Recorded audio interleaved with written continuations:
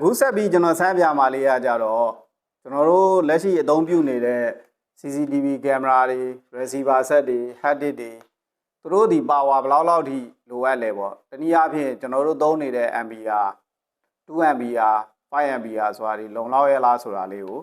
ကျွန်တော်စမ်းကြည့်မှာပေါ့အဲ့တော့အရင်ဆုံးဒါကကျွန်တော် IP ကင်မရာပေါ့အဲ့တော့ IP ကင်မရာတစ်လုံးကို power ပေးလိုက်မယ်ဆိုလို့ရှိရင်သူ့မှာ ampere 0.3 ဝန်းကျင်ပေါ့နော်ဒါ 2.6 2.7 3 ဝန်းကျင် ampere လောက်ထိကုန်ကြတယ်နောက်ရိုးရိုး analog ကင်မရာပေါ့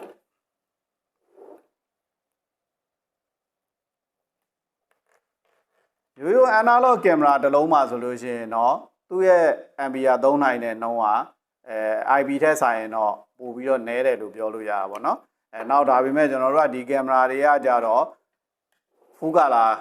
ဆိုလို့ရှိရင်ဒီ IR ပွင့်လာတဲ့အချိန်မျိုးမှာပို့ပြီးတော့ power ပိုလိုတာလေးတွေရှိတယ်နောက်တစ်ခါကျွန်တော်တို့အခုဒီမှာ receiver set ပေါ့အဲ့တော့ဒါမှ receiver set မှာပေးလိုက်မယ်ဆိုလို့ရှိရင် receiver set တစ်လုံးအတွက်လိုအပ်တဲ့ ampere အဲ့တော့အဲ့ဒီမှာလည်းပဲတခုရှိတာက तू က stable ဖြစ်နေတဲ့အချိန်မှာပြမယ် ampere နဲ့ steady လုပ်ဖြစ်တဲ့အချိန်မှာပြတဲ့ ampere ကတော့အနည်းငယ်ကွာနိုင်တယ် steady လုပ်ဖြစ်တဲ့အချိန်မှာပို့ပြီးတော့စားပါတယ်အဲ့ဒါကြောင့်မလို့ကျွန်တော်တို့ကအသုံးပြုတဲ့ adapter ဒီသူ့ရဲ့ steady လုပ်နိုင်တဲ့အနေအထားမှာရှိဖို့လိုတယ်ပေါ့နော်ဒါဆိုလို့ရှိရင်တော့အခုလောလောဆယ်ကျွန်တော် hard disk မထည့်ထားသေးတဲ့အခြေအနေတစ်ခုပါ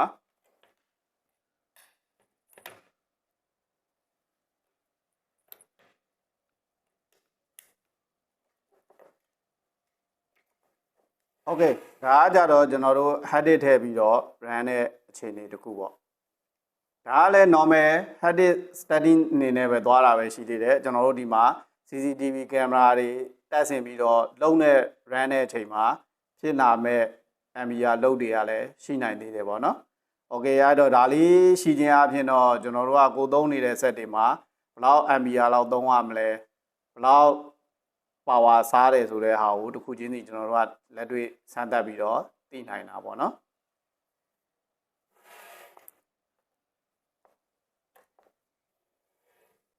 အဲ့ဒါလေးတွေကတကယ်တမ်းပြောမယ်ဆိုရင်တော့ဘာမှမခက်ပါဘူးကျွန်တော်ဗိုးမီတာလေးတွေနဲ့ဖန်တီးထားတာပါဒီတွေကတော့ loading ကို testing လုပ်အတွက်ကိုကျွန်တော်ဖန်တီးထားတဲ့အရာလေးတွေပါ